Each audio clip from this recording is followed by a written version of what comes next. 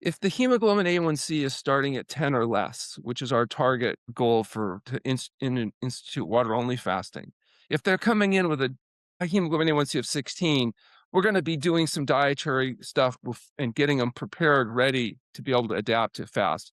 But those patients are going to fast somewhere between 2 and 3 weeks on average. During that time, they're going to reduce their insulin resistance. They're going to normalize their blood sugar levels. And interestingly enough, about 80% of them will be able to achieve normal blood sugar without medication. Now, obviously, they have to do some dangerous and radical things like eat well and exercise and go to bed on time afterwards to maintain those results. But that fasting can do the same thing that diet and lifestyle does, but much more rapidly. And the thing is, it does improve adherence. If people get out of pain, their inflammation goes down, their digestion starts working, they feel better. They're more willing to collaborate and cooperate with diet and lifestyle changes than they are when they feel like absolute crap all the time. This is the Longevity CEO, where we explore the science of metabolism, cellular renewal, and the future of longevity. Hi, everyone. This is your host, Dr. Joseph Anton. And today we have a very special episode with Dr. Alan Goldhamer. He's a unique doctor with a unique approach to chronic conditions. I've known Dr. Alan for a good 5, 6 years. I've personally went to your clinic or your establishment. It's a full establishment. And you're probably one of the few that I know in the words, if not the one, that in today's word is losing long-term fasting to reverse multiple chronic diseases. And this is what we're going to focus on today is the use of a longer fast, medically supervised fast. Because the longer you go, especially when you go on water, you need medical supervision. And this is what Dr. Allen built. He built a full care team that specializes in fasting and long-term fasting for medical condition, what we call now medical fasting. And it's a pleasure to have you today. It's going to be a wonderful episode. So thank you for your time. Glad to be here. So, Dr. Allen, do you want to a little bit tell us more about yourself and how you got here before we talk more about the substance and long-term medical fast? Sure. Well, I've done this all my life. 40 years we've been operating the TrueNorth Health Center in Santa Rosa, California, which is specialized in medically supervised water only fasting. And so this is all really I've ever done, all I've ever known, all I've really been interested in. This idea that health results from healthful living and that you can actually cause health just like diseases can be caused, health can be caused. And the focus of causing health from our viewpoint has always been diet, sleep, exercise. And it turns out fasting is a way of undoing some of the consequences of dietary excess. And I mean, what got you to it? Did people say this is an insane idea? You branching out of medicine and deciding to build a full, I mean, it's almost like a hospital that you have there that I personally visited, and you have all kind of medical personnel, you have all kind of patients coming from different cities, different countries. It was pretty interesting. And can you tell me how did you get into that? Yeah, well, we're a 79 bed inpatient facility, as you said, with a diverse multi doctor staff that treats 1,200 admissions a year for fasting. And, mostly what we're treating are the diseases of dietary excess. So people that get overweight and develop visceral fat and develop inflammatory conditions related to What kind hypertension, of disease? diabetes, Yeah, go. autoimmune diseases, and lymphoma. That's probably a bulk of the patients that we treat. Because we have more people than we can handle, we can cherry pick out the people we think we're most interested in. And we Yes. do fasting from 5 to 40 days on water only. And then we have supervised refeeding and recovery. So this is a really involved, carefully monitored process. And that's how we've managed to do it 25,000 times. And so far, everybody that's walked in has walked out. We've published a fasting safety study. The truth is, TrueNorth Health Center is really a human subjects laboratory that's disguised as a clinic. We are a 503 nonprofit organization dedicated to public education and research. And mostly we're researching, trying to figure out how to use fasting more effectively, what conditions respond to it well, and then how to document and publish in peer-reviewed journals the results of what we're seeing. Because it's really quite startling what doing nothing can do when you do it intelligently. I mean, that's amazing. I don't know, you're at 79 beds now and 1,200 admissions. Um, and this is where the disclaimer as well, as on TV, do not do this at home, right? Do not, all of you listening here today, if you hear one of the health conditions or you're interested, you know, talk to us, talk to Dr. Allen. If you want to do something at home, that would be the fasting with food. Don't do the long-term water fast on your own. This is why Dr. Allen exists and his facility exists, because you got to be supervised. So before we go into specifics, Dr. Allen, you mentioned what are the health conditions that you, based on your experience, you feel are the most can benefit the most from the long-term medical fast? Well, not surprisingly, conditions that are rooted in dietary excess tend to be the conditions that respond the most dramatically to fasting. So, obesity and its downstream consequences, particularly high blood pressure, cardiovascular disease, type 2 diabetes, autoimmune disorders in general, and the cancer that we're working with most is lymphoma. And we have published some case reports, and we've got a lot of people under study right now. It does seem to be a responsive condition. And so, we're excited to see some of the long-term results that we've been able to demonstrate. Can you can you talk about if I'm, I have a little bit of a high blood pressure, I'm pre-metabolic or early diabetic, I have a metabolic syndrome, let's say, and I just got diagnosed, crossing the line towards diabetes. What would you do if I come and knock on your door? How you'd approach me? Well, the first step is to, get a proper medical history, take a look at the lab, see what's going on, assess the medications. Because in order to do long-term water fasting, you have to first wean off medications. With the exception of some true hormone replacement therapies or thyroid or something, everything's going to be stabilized and discontinued before you introduce long-term fasting. You stop So my that blood can pressure take medication, my every medication, my blood sugar. everything. But the good news is when you go on a whole plant food SOS-free diet, it doesn't take very long before you have to withdraw the medications because people are not being medicated for their conditions. They're being medicated for their diets and their lifestyles. And when you change the diet and lifestyle radically, you get radical changes in the presentation. So blood sugars, blood pressures, inflammatory pain-related conditions tend to be modified dramatically. And so we can, in a controlled setting, withdraw medication safely, and then introduce water-only fasting for between 5 and 40 days. You put them first on a plant-based regimen, low calorie plant-based, Exclusively and whole plant food diet. oh, okay. It's also SOS-free. No, SOS is the international symbol of danger. It stands for the chemicals added to food that make people fat, sick, and miserable. They include salt, oil, and sugar. so salt, and what was the O? Oil. Oil and sugar. Okay. Yeah. So And basically a whole plant food diet. If you do that, it's remarkable what when you happens. say oil, even olive oil? Oh, all fractionated oils, so all including olive oil. Olive oil may be less bad than other oils. It's still 9 calories per gram, 100% Yeah. fat, not something we're gonna use as a health promoting routine. So it's not for the nature of the fat, it's just more to drop the calories and make sure they're not they're just living on the plant-based. Our target is 15 to 18% of calories of fat, 10% of calories from protein, the balance coming from whole plant food complex carbohydrates as a general rule. And how long would you put them on this non-SOS if you want? Well, generally the way it works is we'll do screening ahead of time. Half our people are out of state, 15% come from foreign countries. So we'll work with them a little bit remotely, get them on the diet, and then they'll wean down their meds, depending on their medication profile and their health history. It would depend on how long that takes. Sometimes it's a few days, sometimes it's a few weeks. In some cases, it might take several months to be able to, carefully wean, particularly people who are on neuropsychiatric drugs and other things that take a while to get people off So of. what you try to do is get them off the meds with a very healthy plant-based diet, and then go fasting clean with no meds, except if they need something for thyroid or another hormone replacement. Yeah, I mean, there are some exceptions. Like with thyroid, what you will generally do is reduce the dosage, typically in half, monitor their function. Sometimes, interestingly enough, the need for medication reduces after fasting. Partly, there's not as much of them. Some of these patients are losing large amounts of weight. Some of it's because many people are placed on medications inappropriately.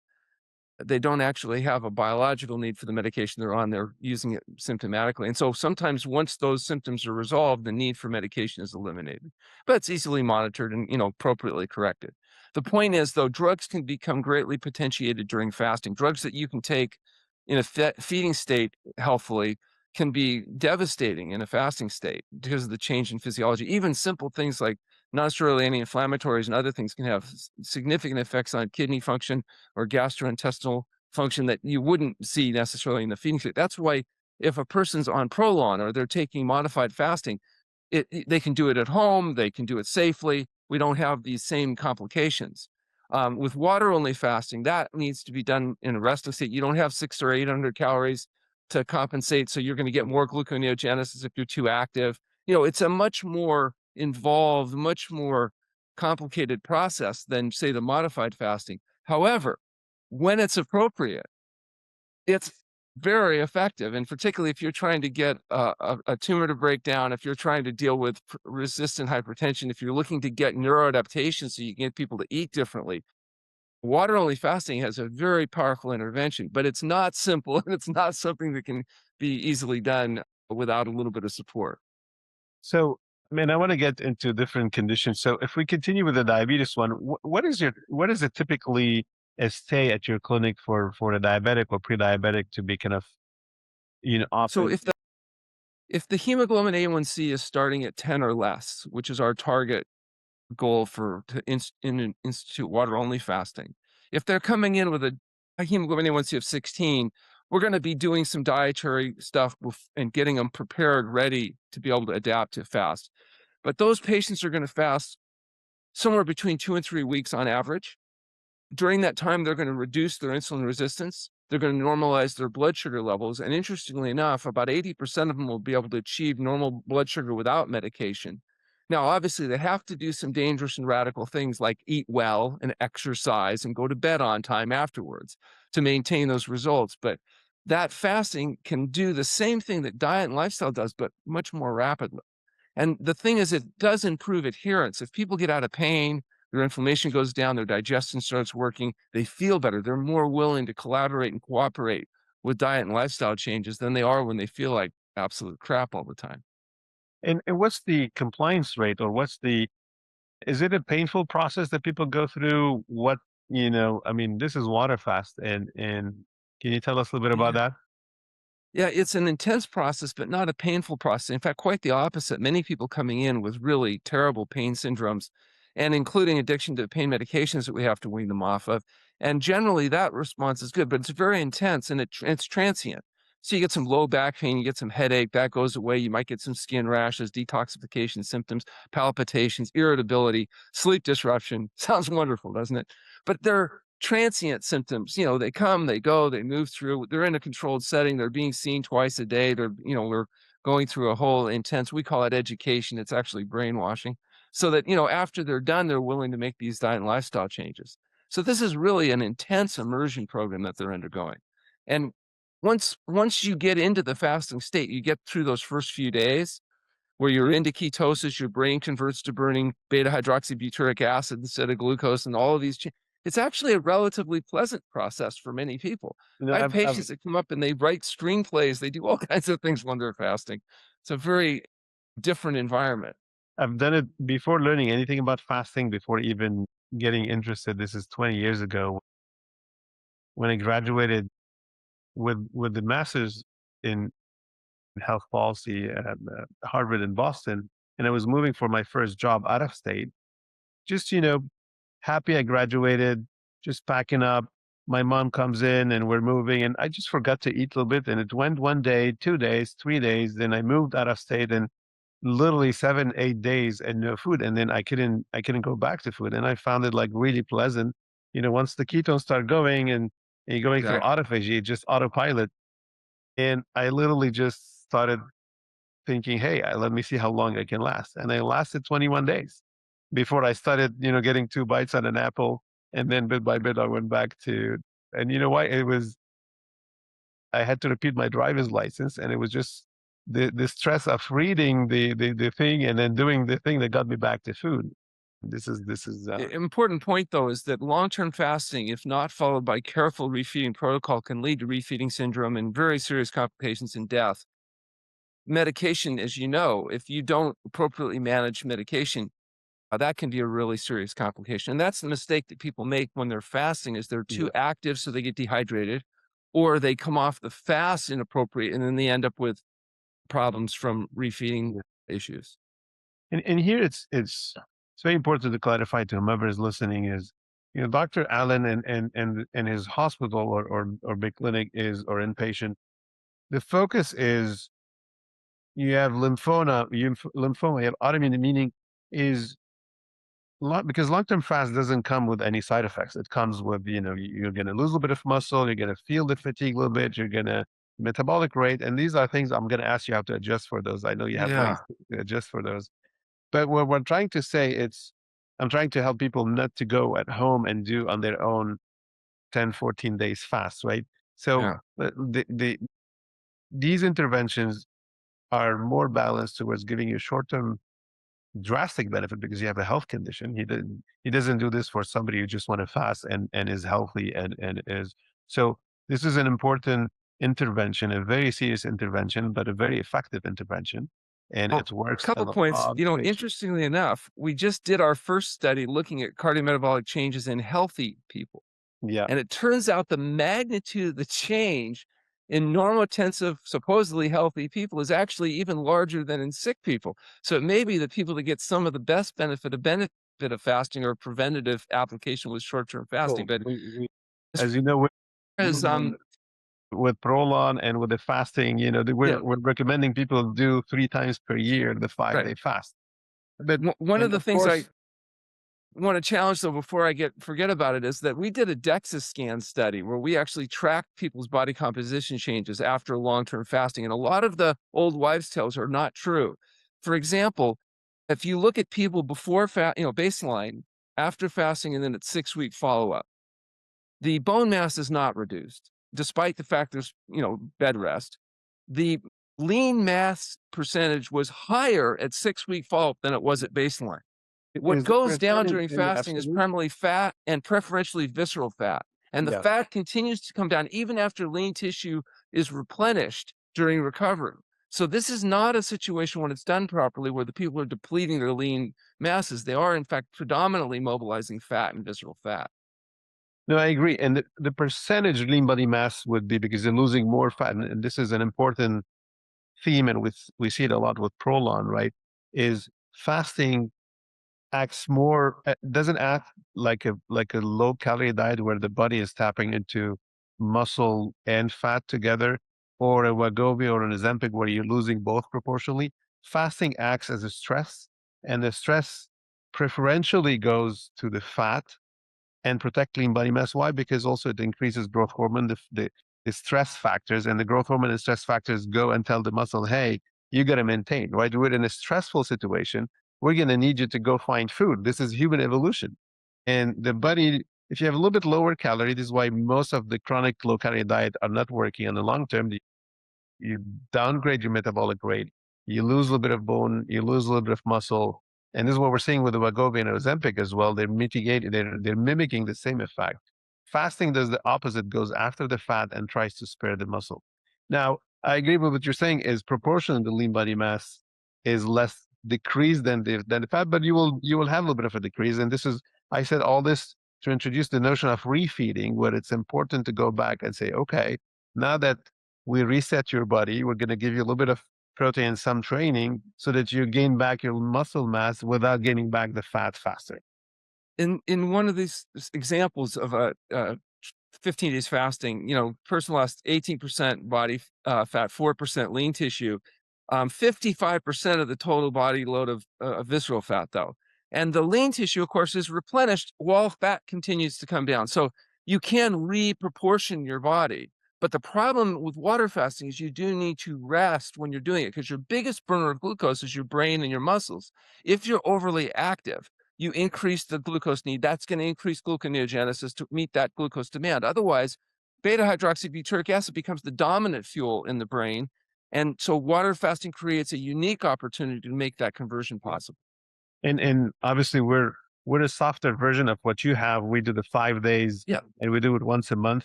We just launched 4 months ago our diabetes remission program. We call it Nutra Health. And we were thinking 6 to 12 months, we started reducing medication because they're only doing 5 days a month. And I just interviewed today two of the first patients, and one is cut half of the medications by month 4, meaning just 5 times 5 days times so 20 days. And then the other person is going to be off medication on month all medications on month 4. Again, not everyone's going to achieve that. And when we say month 4, we just mean 5 days, 4 times, not the full. And and the secret in here is threefold, and I always explain this to the patient, and the same is happening probably with you, Dr. Allen, is protection of lean body mass, which is the fastest burner of calories, right? So we're helping you reset your taste buds to eat healthier and better and the plant-based and the provolone and all of that, but at the same time, we're keeping the engine and of the burn there. Number 2 is the insulin resistance and tapping into the visceral fat.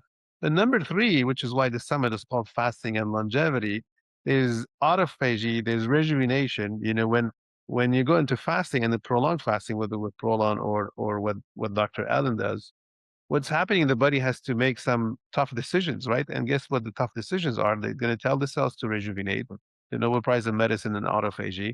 And what we see is the body is telling old cells, the senescent cells, the zombie cells, I got to get rid of you, right? You just consume calories.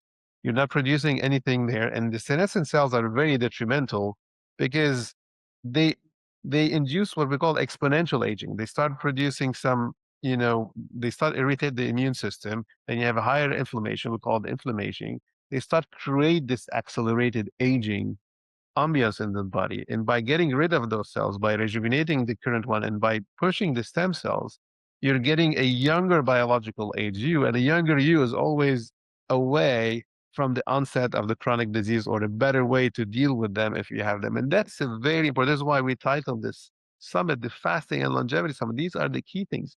Your muscles preserved, you're more vibrant and younger with autophagy, and at the same time, you will reverse the metabolic or reset your metabolism, which is 73% of Americans now are overweight, and 90%, the latest statistics of American, 90% have certain metabolic issue, whether it's inflammation, overweight, cholesterol, triglycerides. And this is why this prolonged fasting is working so well, because it's tackling all the three. Like Dr. Allen, you said, it tackles the essence of the disease. The pills are just compensating for the behavior, for the nutrition.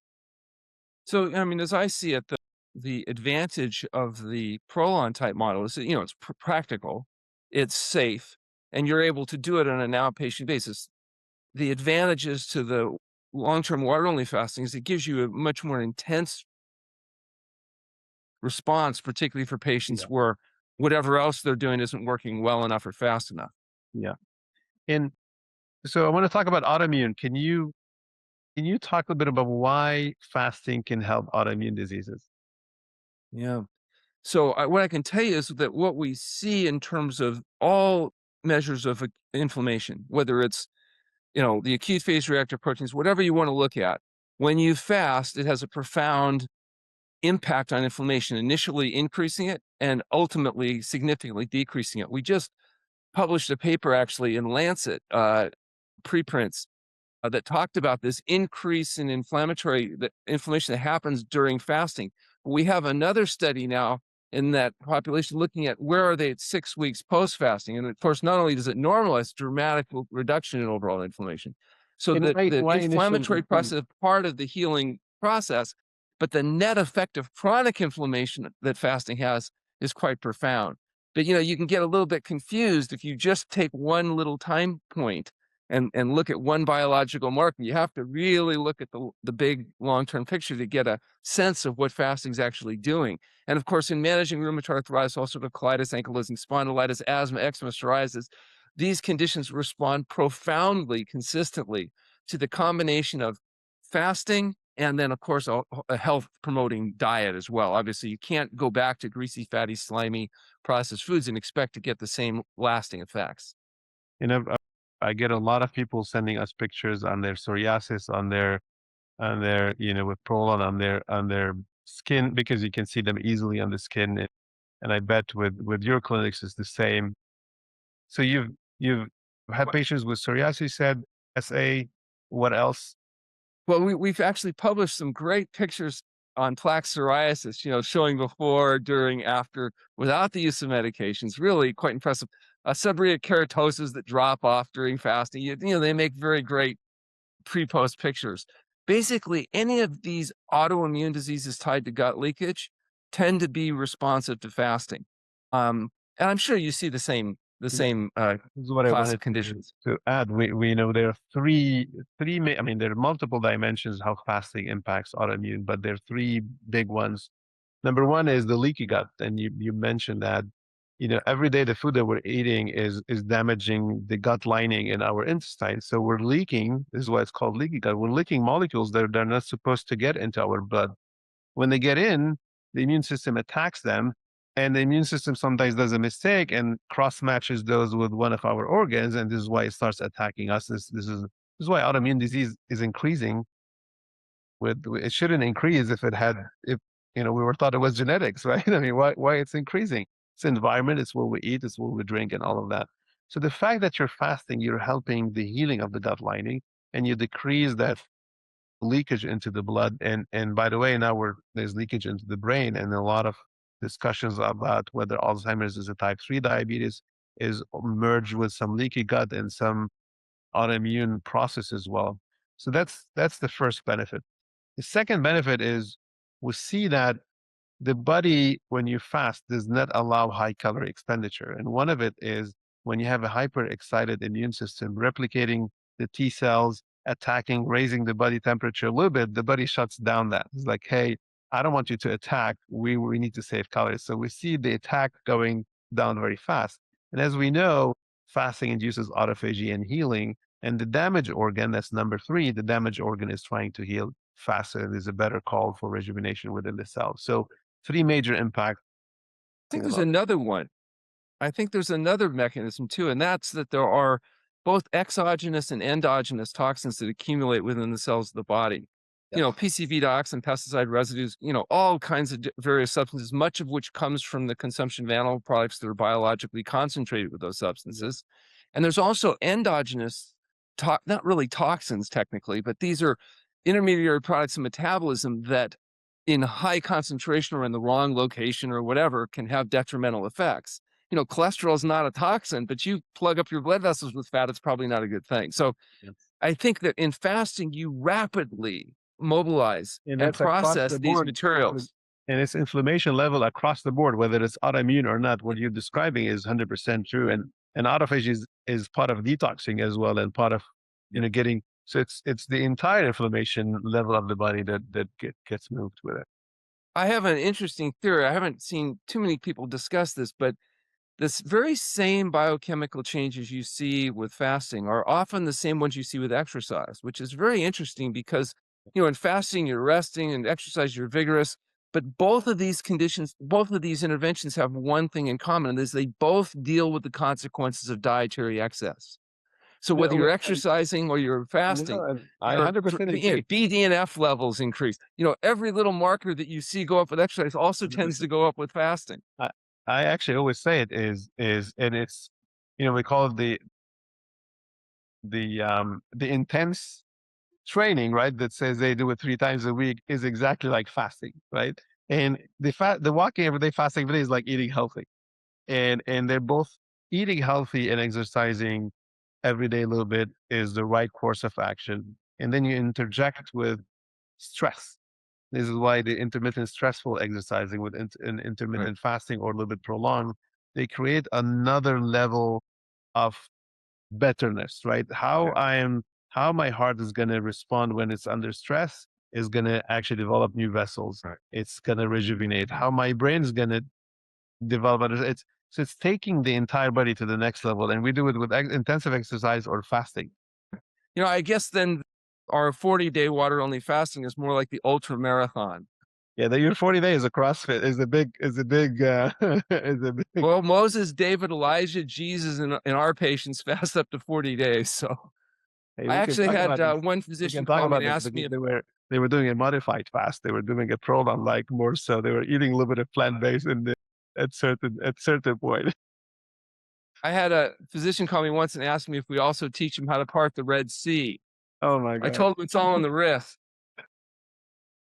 But this is, I mean, and fasting has been part of the human diet for forever. So it's not a new notion. We ate and we did not eat throughout human evolution. This is very important. And our ancestors, imagine winter times, right, when they had to migrate, and then war times, etc., or draw when there was an excess of heat or not. It was a lot of days where food was scarce, and then a lot of days where there was no food. And the body is set up to store, and also the cycles of winter and summer. You store and then you spend. And what's happening to us today, we store, store, store, store, store. We age faster, and then we end up with chronic diseases. And When you you think about it, fasting is a biological adaptation. All the humans that couldn't fast died. That's why everybody, I mean, what is fasting? Is basically converting brain, your biggest burner of glucose, from burning glucose to burning fat, know, specifically beta hydroxybutyric acid. So that mechanism is so critical to human survival that anybody that didn't have that capacity didn't make it the first time spring came late. yeah. An average 70-kilogram male can fast on water only around 70 days or so. Not that you necessarily should, but the point is, this is so inherent to our structure. All we've done is take this ancient biological adaptation and applied it in a very unusual modern environment where people have dietary excess. There's never been dietary excess. You know, it used to be only the kings got these diseases because they were the only ones that could eat the highly processed foods. Now everybody's eating like a king, and we've got a whole situation where 72% of people are overweight or obese. If you're not overweight, you're abnormal. The fastest way to I always present is there's a slide that I present where a person hitting another person in the head and it's causing pain, and they say, "What's the solution?" It's like stop hitting them, right? And then when you overfeed a person, like, what's the solution? And no, it's insulin. No, it's just stop, stop that feeding and give them a period for them to burn what they stuck. But I think this is why the summit. This is why we're bringing the best in class doctors to come in. And the beauty is we're not coming to bring more chemicals or more additives or more artificial fats. We're coming in to say, for the first time in history, the science of longevity and the science of true healing diseases is merging with the science of natural interventions, natural human evolution. And by the way, religion is joining. Altogether, fasting is the only word that is common to all divine religions. And this is we got to bring back humanity to what we're supposed to do, which is eat healthy and then do intermittent fasting and Yeah, sometimes isn't it interesting? prolonged fasting. The Jews, the Jains, the Hindus, the Christians, the Muslims, everybody has a tradition about fasting. They may not agree on everything, but that's one thing that's in common. And it's interesting. We've brought together a lot of the Index Medicus fasting literature, because there's a lot of older literature and the new stuff. In fact, on our website, fasting.org, it's a fasting compendium website. People can go in there and search that literature and really review what's really been done, particularly on the long-term fasting, not so much all the stuff you guys are doing with the intermittent fasting, but the longer-term water-only fasting. That literature has been brought together reasonably efficiently. So that's a nice resource for people interested in long-term fasting. Well, it was a pleasure to have you today. This is probably a session that's going to shock a lot of people. First, about how a center like yours exists and what it does, and the power of prolonged fasting. Um, you have done the approach of supervising people inpatient and make sure they're safe and they can do it safe. We've done the approach of doing a modified fast with food so that they can do it at home. And it's done. We've done. God bless Walter Longo, who's spent 23 years, and there've been a lot of attempts to bring back fasting to the world, but the science that came out of USC and Walter kind of gathered that critical mass, and then many other people like yourself who rallied and said, yes, we have also the proof and we have the effectiveness. And I think If this is becoming very factual and part of every human's life, hopefully. if there's doctors that want to learn and see water only fasting, we do offer internship residency where no cost to the doctors. We provide them room, board, and training, and they can get experience actually seeing people get well and watch this fasting process go through its course. So, and how long can they be permanent? Depends on what level of skill they want to acquire, but some of them are here for a month or two to see some people through the cycle. Some are here as long as a year. We're a formal ND residency training site. We have lots of different opportunities depending on the doctor and what they're trying to accomplish. But they can get a chance to get some real hands-on experience actually utilizing this if they want That, here in our for facility in Santa Rosa. those who want to read more, that's at TrueNorth facility if you want to Google it, and you can read more. And TrueNorthHealth.com. Yeah. we'll appreciate you very much, and thank you for your time today. Very good. Thanks for listening to the Longevity CEO. Follow the show and join us as we rethink what it means to live longer and healthier lives.